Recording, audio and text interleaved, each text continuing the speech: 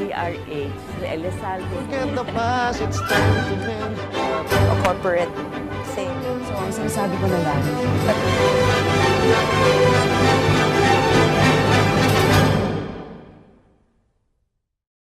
Isang mapayapang hapon Pilipinas, narito na naman ang inyong balerina ng bayan, si Lisa Macuja, na bumabati sa lahat ng nakikinig sa atin sa DZRH at sa lahat ng nanonood ng RH-TV, lalong-lalo na sa ating mga kasamahang alagad ng sining at kultura sa buong bansa.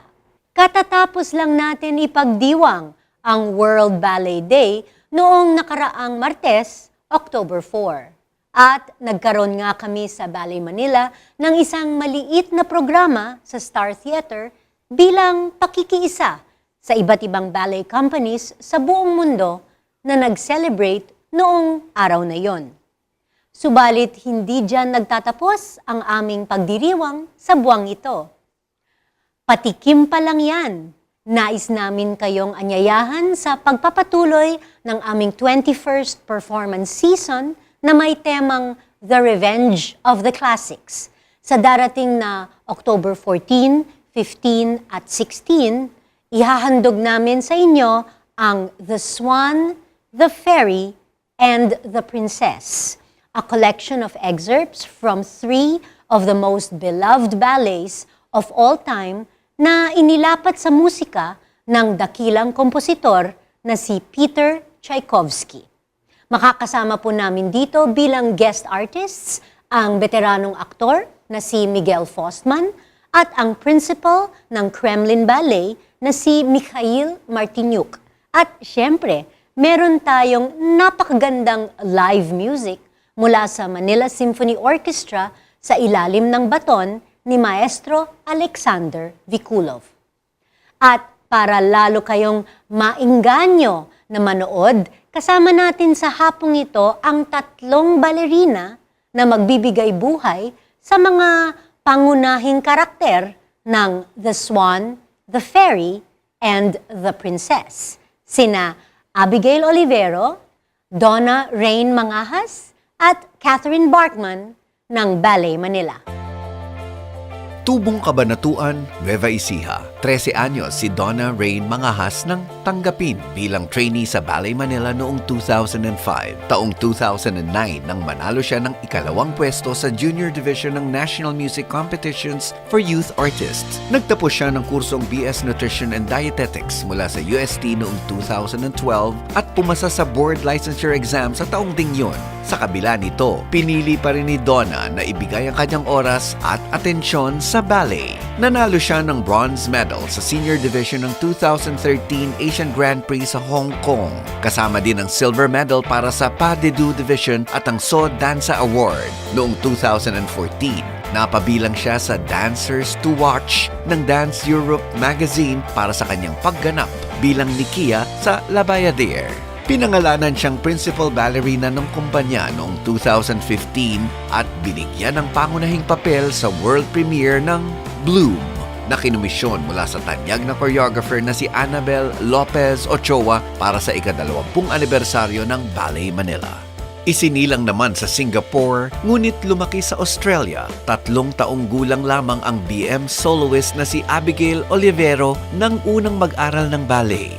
Bagamat nagpakita siya ng talento sa pagsayaw, hinikayat siya ng kanyang mga magulang na magtapos muna ng kolehiyo. Kaya't nag-aral siya ng kursong Pharmaceutical Sciences sa Monash University sa Melbourne. Subalit hindi rin napigilan ang interes niya sa pagsayaw, kaya't nagsanay siyang muli sa Jane Moore Academy of Ballet at mula dito ay naging bahagi ng Australia Ballet Out There program. Noong 2013, sumali siya sa Asian Grand Prix sa Hong Kong kung saan siya unang nakita ni Osias Barroso, co-artistic director ng Ballet Manila. Nahikayat siyang tumira sa Pilipinas upang maging bahagi ng Ballet Manila noong taong ding yon. Muli siyang lumahok sa Asian Grand Prix noong 2015 at nag-uwi ng silver medal mula sa senior women's category.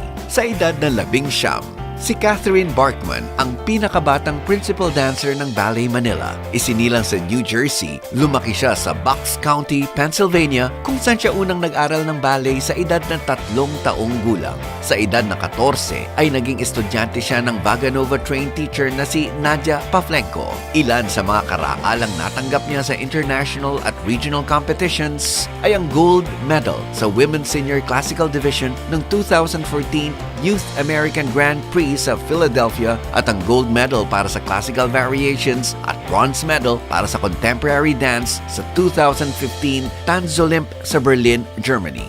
Naging miyembro siya ng Ballet Manila noong May of 2015 at agad siyang isinabak sa Asian Grand Prix sa Hong Kong sa taong ding yun, kung saan iniwi niya ang grand prize at ang silver medal para sa pas de deux category. Bilang international guest principal, nagtanghal siya sa 17th Ballet Stars in Jurmala Festival sa Latvia at sa 2016 Asian Grand Prix Winners Gala sa Hong Kong na parehong ginanap nitong nakaraang Agosto.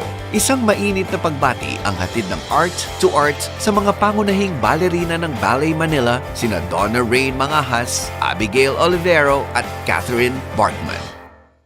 Kasama po natin ang mga pangunahing ballerina ng The Swan, The Fairy, and The Princess na sina Abigail Olivero, Donna Mangahas, at Catherine Barkman. Ladies, welcome back to Art2art. Thank you. Okay, let's greet our televiewers and our listeners. Catherine, you want to start? Hi, what am I supposed to say? Good afternoon. Good afternoon, I'm Catherine Barkman, and I'll be playing the role of Princess Aurora in the upcoming production of The Swan, the Fairy, and the Princess. Hi, I'm Abigail Olivero, and I will be the Swan of The Swan, the Fairy, and the Princess. I'm Donna Rain Mangahas, and I'll be doing the fairy. Fantastic. Okay, so first of all, for the people out there who have not seen nor heard of The Swan, the Fairy, and the Princess, you know, baka hindi nila alam yung ballets ni Tchaikovsky, the original Swan Lake, The Nutcracker, and The Sleeping Beauty. So tell us the background of the ballets, the ballerina role that you're playing. Tell us about the role itself. Okay. Catherine, why don't you start? You're playing the princess, that of Princess Aurora. Yes, Princess Aurora is from the ballet Sleeping Beauty. It's a very beloved classical role, both technical in the movements and very emotional for the spirit of the dancer. Princess Aurora obviously is 16 years old. She enters the Grand Ballroom on her 16th birthday and is presented with suitors who will marry her. Unfortunately, she Not gets just one, not two, 4. but 4. 4 suitors. Yes. Yes.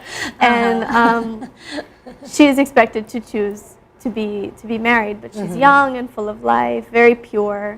Unfortunately, she gets cast under the spell of the evil fairy Caraboose, which causes her, actually she's going to be put to death.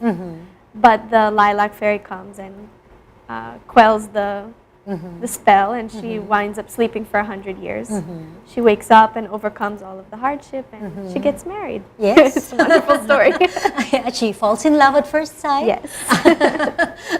Okay, just really a fairy tale. Very much so. Okay. So the swan part, Abby, is about Odette. Yes, it's about Odette, who she's a princess who has been cursed by Rothbart to turn into a swan, and I think she only becomes human at night.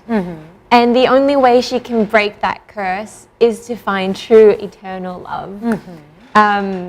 So I think in this production, that's what the swan is about. That moment where she and her potential true eternal love meet.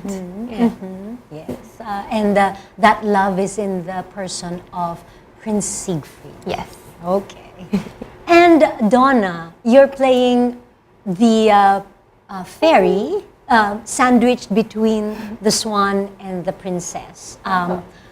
It's about the role of the sugar plum fairy in Tchaikovsky's Christmas ballet, The Nutcracker. So Kwentuhan mo naman kami kung ano yung role mo dito and kung ano yung maliit na kwento behind the Sugar Plum Fairy. Yung Sugar Plum Fairy po kasi, from yung ballet ng The Nutcracker and nag-start po siya. Kakwento ko po, Ma'am Liz? Oo, ikwento mo. Sige. Bale, meron pong, nung Christmas Eve, merong party.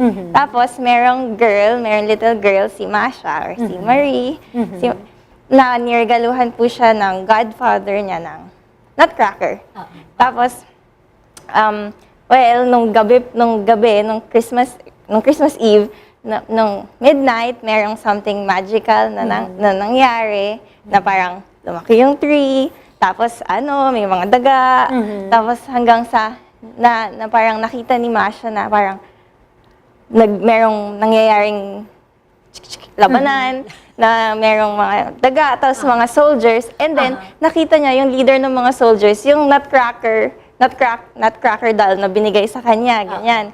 Tapos, naglaban sila, tapos parang tinulungan niya na matalo yung mga rats.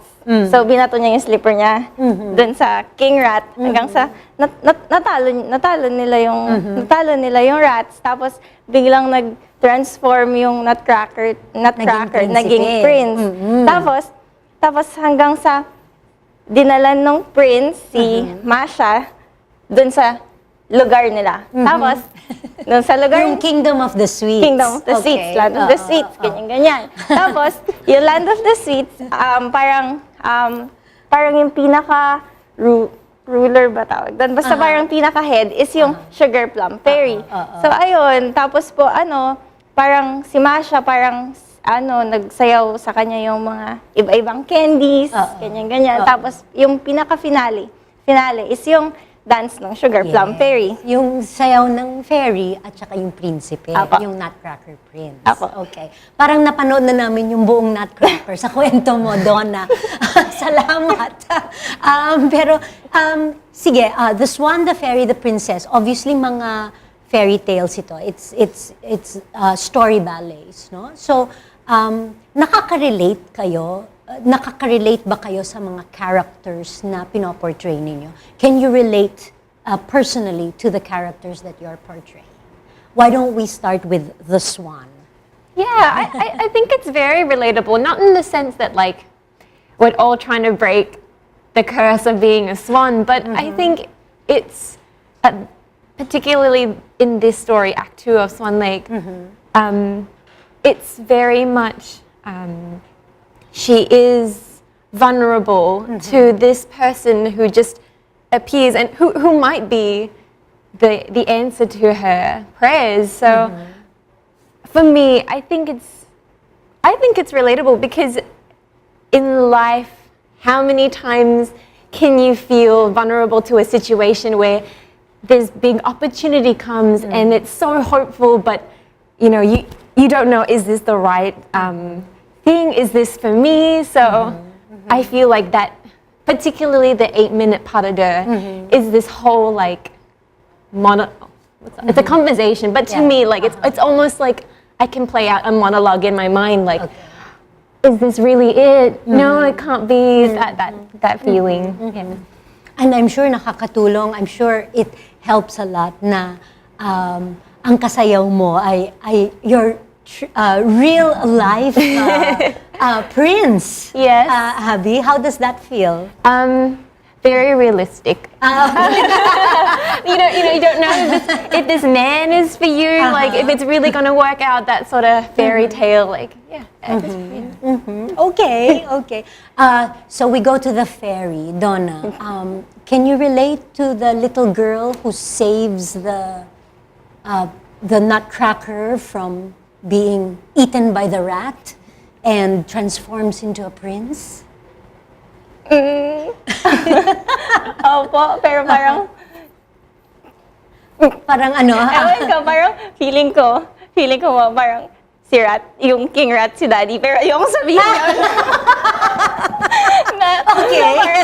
na parang si Rudy yung Nutcracker Prince and then yung King Rat si Daddy, pero hindi.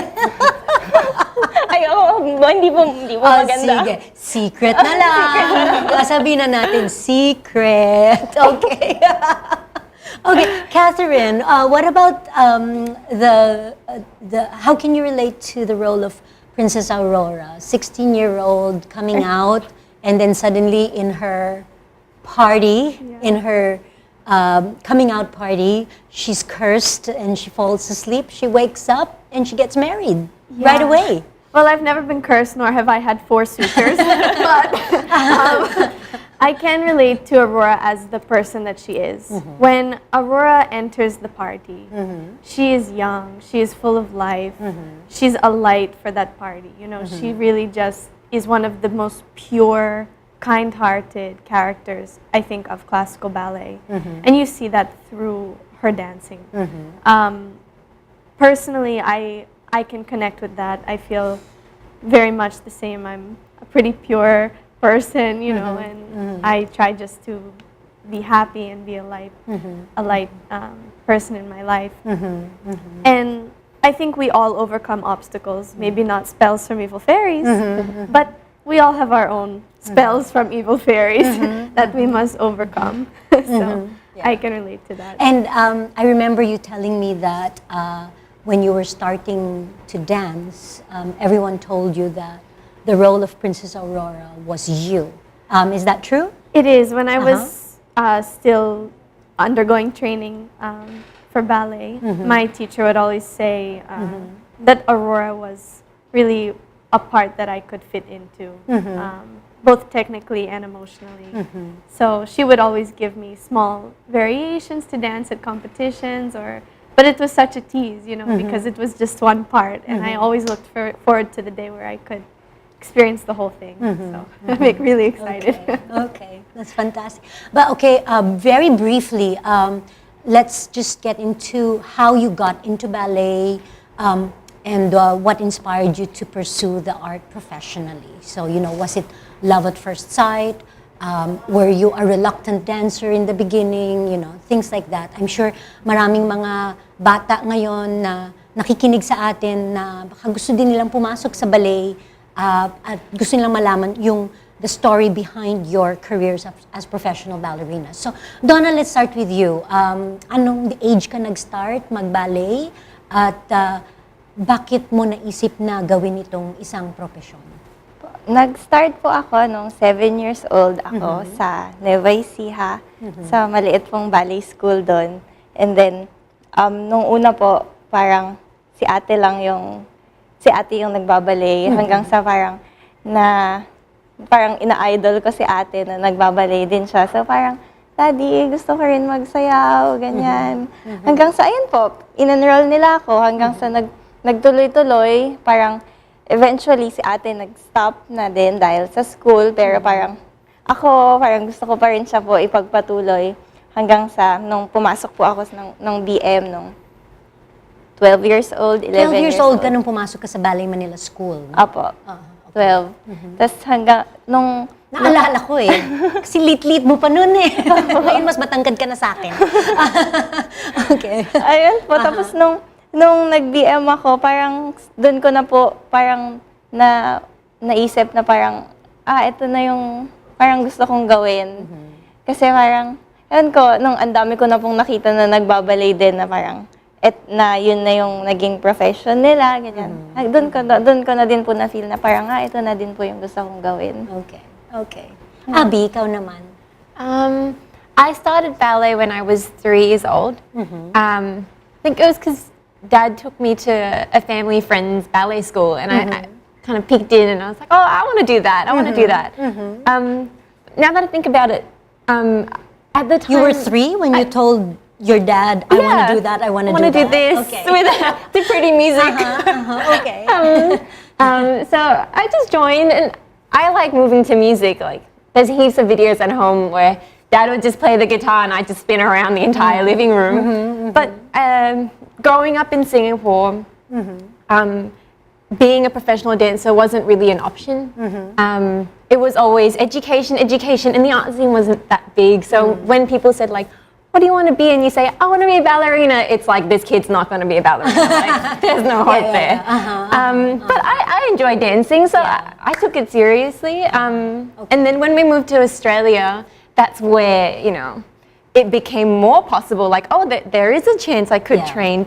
And Australia has many professional ballet companies. Yeah, and many ballet schools as well. But again, I wasn't like gonna be a ballerina. I just wanted to dance. That's it. I was big in ballet. I was big in jazz. All of that. And then my parents, also being from an Asian background, said, "You have to finish your education. That's all we ask of you. Just finish." I'm like, oh, I want to be a dancer. I want to do what everyone's doing, going to full-time ballet schools. And they said no. So at 16, I was like, it's okay if I'm not a dancer, as long as I keep dancing for the rest of my life. It fulfills me anyway. And then at the age of, I think, 19, my teacher said, look, I really think you have a shot. You should do something about your gift. So just give it one last shot, because you don't want to ever look back and regret saying, I never even tried. So that for me was kind of like the turning point, like, okay, I want to be a dancer. And that one shot was the Asian Grand Prix. Yes. Okay. So, so then I competed, and it was my first big competition. And I saw Donna. I remember Donna because I saw her at Starbucks all the time. I think you were finalists together, no? And for me, actually, what was the biggest surprise was the Philippines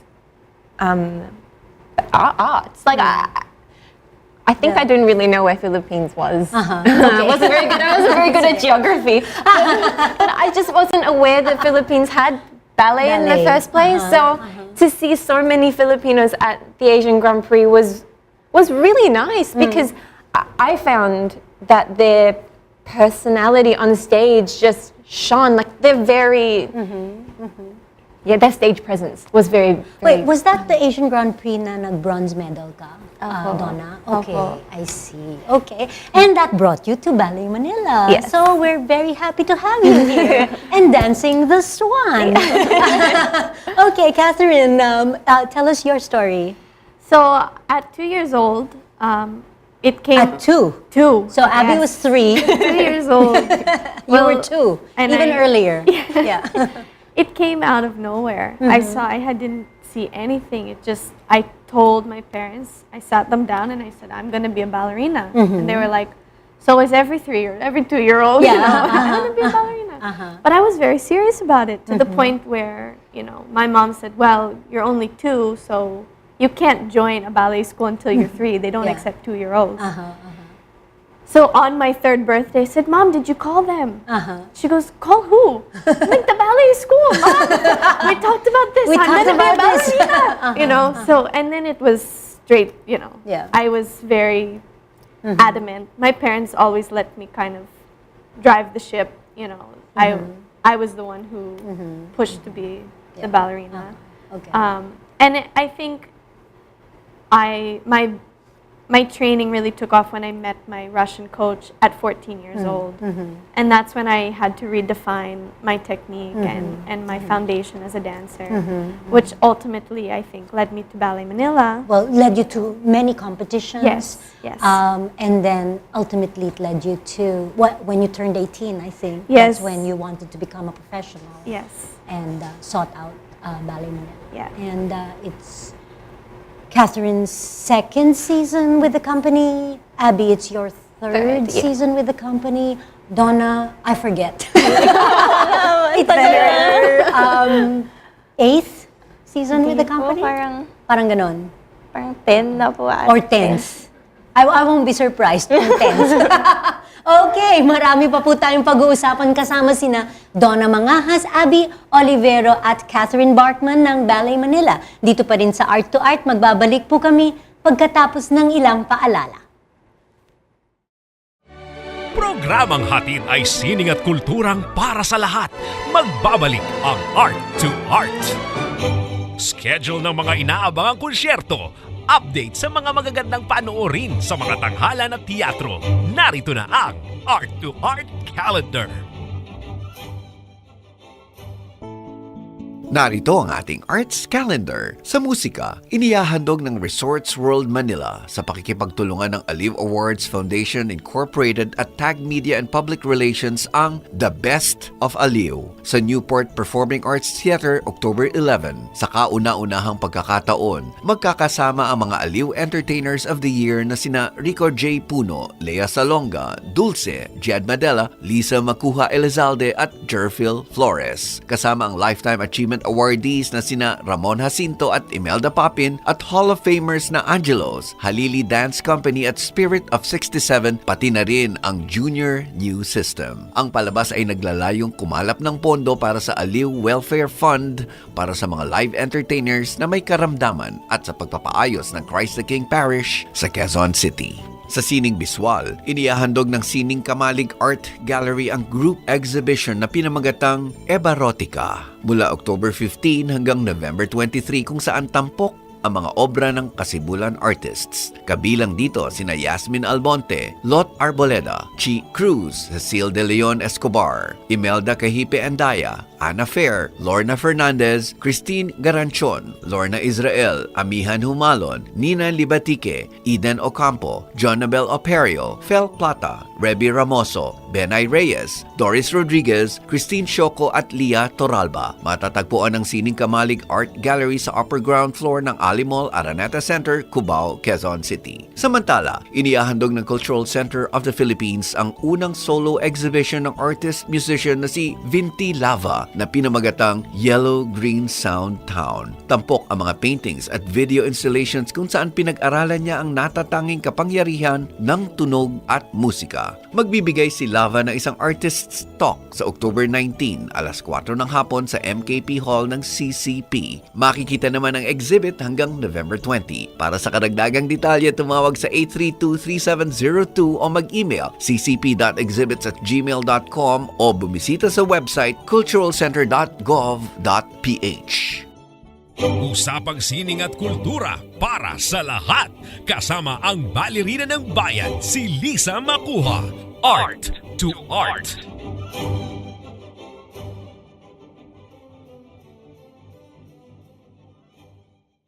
Kasama pa rin natin ang mga ballerina ng The Swan, The Fairy, and The Princess na sina Catherine Bartman, Donna Mangahas, at Abigail Olivero. Okay, all of you have danced your roles before, maybe not in its entirety, or maybe in its entirety. So, what would you consider the most unforgettable performance of these roles that you've danced, and why? Okay, who wants to start? Abby, do you want to start? Let's start Okay. with the Swan, and then Okay. go to the Fairy, and then go to the Princess. I think for me, the most unforgettable thing about this one is that it was my first principal role in my very first full-length ballet as well. So to be, I remember it was a huge challenge that at some point I remember you almost giving up because you were so scared. yes. And I remember you coming to me in tears saying, Mom Liz, I don't know what to do, I'm so scared. Is that how you feel now, or you feel more prepared this time around? I feel excited this Yeah. time Okay, around. Like, okay. I think the complete opposite. Like, I think So much has happened in a year. Was it a year? 2 years. 2 years ago. Yeah, like I feel technically more capable, and because I feel more technically capable, I feel like I can layer on my emotions, and I can deliver what I wanted to and want to deliver. Whereas back then, maybe I had all this thoughts and imagination of what I wanted to do. It just didn't happen the way I wanted it. So this time round, I'm really excited to have another go at it. Donna, the Fairy, the Sugar Plum Fairy, I mean, Nutcracker, it's one of the most performed ballets all over the world. And I know that you've performed the full-length version many times already in the past. So, ang mga thoughts mo about performing the role now? Di ba po, Ma'am Lee, sabi niyo kanina, ano yung unforgettable? Ano yung unforgettable? Ano po, lahat gusto kong i-forget. Ano? Kasi hindi ko, Bakit? Ma'am Lee, wag po talaga nutcracker. Parang, Bakit? parang po bakit? sa akin kasi, parang yun yung, ano? yun yung parang parang sa lahat mo nang nasayaw ko, parang yun yung para sa akin pinaka-challenging. No kidding. Bukod Donna, sa ang dami mo Donkey, na, bukod sa Black Swan. mas mahirap ang Swan Lake, mas mahirap ang Don Quixote, mas mahirap di hamak maski ata ang Carmen, mas mahirap kaysa sa Nutcracker. Kasi yung Nutcracker parang mas madali, hindi ba mas madali sa'yo ang Nutcracker? Hindi? Para po sa akin, hindi. Bakit? Kasi po, parang feeling ko, hindi naman po sa parang maigsi, na parang puro technique, parang puro technical stuff, na parang hindi ko po siya madadala sa mga arte-arte. Kasi parang feeling ko po, kasi laging ganun na lang yung ginagawa ko pag may sayaw dinadagdagan ko ng arte-arte. Pero pagdating sa Nutcracker, parang, smile lang ako. Smile lang yung mapapakita ko, tsaka yung technique na nahulog ako. Okay. Ayun. I'm sure hindi ka mahuhulog doon. So, Sana po. Smile ka lang. Sige, Smile na lang smile ka lang. In fact, balita namin, lagi ka bang umiiyak bago mag-classical production ng Ballet Manila?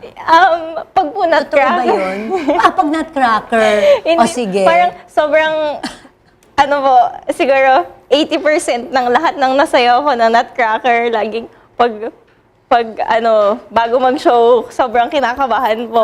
Tapos after show, pag pangit, ganyan. Okay. Sige, isa lang ang payo ko sa'yo. Huwag masyadong dibdibin. Okay. Yun na po Sige. Okay, Catherine. What about you? Most unforgettable experience about dancing any part of The Sleeping Beauty? Well, I've never danced the entirety of it, so this will be my premiere, I guess, so to speak. I have danced all 3 variations from all 3 acts over the course of my training. Probably one of my... And the pas de deux. And the pas de deux, yes, at Asian Grand Prix. My most memorable time that I ever got to perform Aurora was actually when I first arrived at Ballet Manila. It was the very first time I stepped on stage as an artist of Ballet Manila. You had given me the opportunity to dance the Act 3 variation in a showcase about a month after I arrived. And for me, it was my first time on stage as a professional. So it was, and the fact that it was Aurora, my favorite role, it was really just a kind of surreal moment, like, I'm now a professional, now opens a whole new journey, in my life. So it was a memorable time. Okay. Okay, Abby, it's your 3rd season at Ballet Manila. Catherine, it's your 2nd. And you did mention already you're from Singapore and Australia. Not really sure. And Catherine, of course, you're from America. Yes. So how have you been adjusting, living in the Philippines, and your thoughts on our country? I like the food. I really like the food.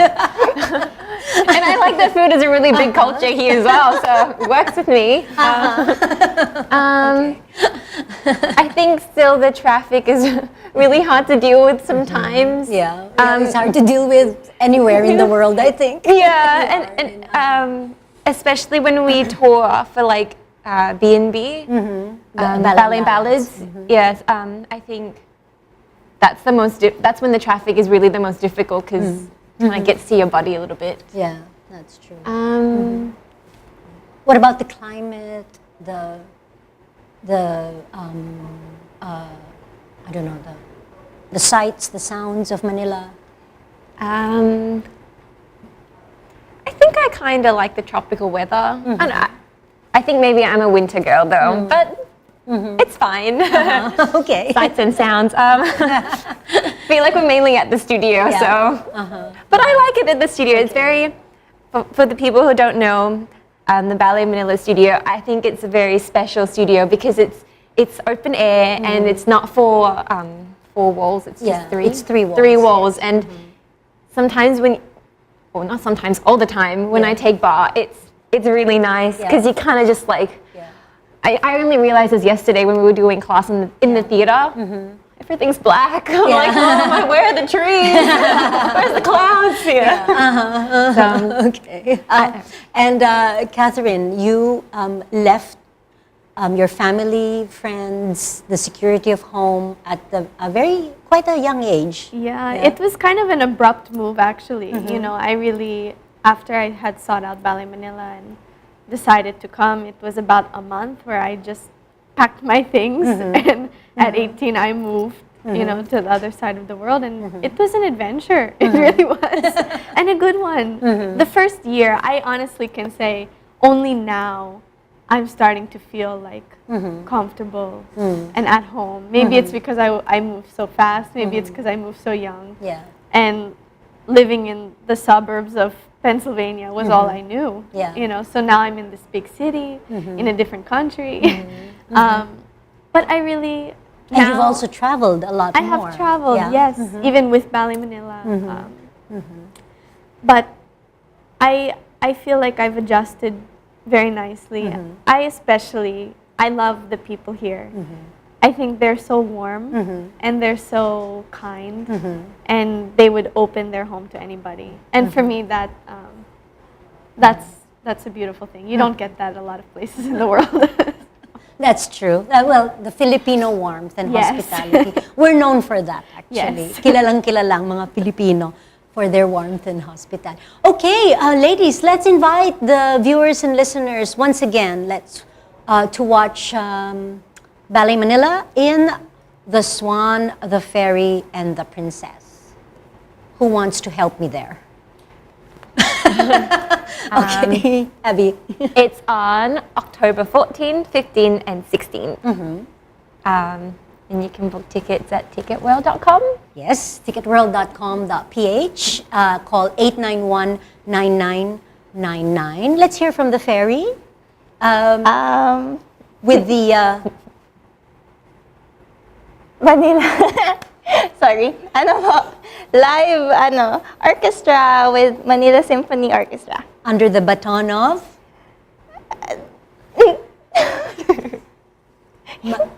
Maestro Alexander Bikulov. Okay. And Catherine, who's playing Peter Tchaikovsky again? Miguel Postman. Fossman. Yes. Miguel Fossman will be playing Peter Tchaikovsky. Tchaikovsky, yes. And again, ladies and gentlemen, it's a ballet concert featuring the highlights and excerpts from Swan Lake, The Sleeping Beauty, and The Nutcracker. And it's actually a concert that's hosted by Tchaikovsky himself, bringing the audience through a journey of his most beloved ballets. So please come, mga kaibigan, sama-sama po nating panoorin ang The Swan, The Fairy, and the Princess ngayong October 14, 15, and 16 sa Aliw Theater. Tickets are available online at www.ticketworld.com.ph or you can call 891-9999. Maraming salamat, Abby, Donna, and Catherine. The Swan, the Fairy, and the Princess. And good luck, ladies. Break a leg, as they say in the theater. And we wish you all the best in your dancing careers. Not just with Ballet Manila, I'm sure, the journey that is your career in dance, which will take you even further, higher, faster than you've ever dreamed of before. So, have fun, ladies. Thank you, ladies. Hanggang sa susunod na linggo, samahan ninyo ulit kami sa Art2art, kung saan ang usapang sining at kultura ay para sa lahat. Ito po ang inyong balerino ng bayan, Lisa Macuja, nagpupugay sa artistang Pilipino.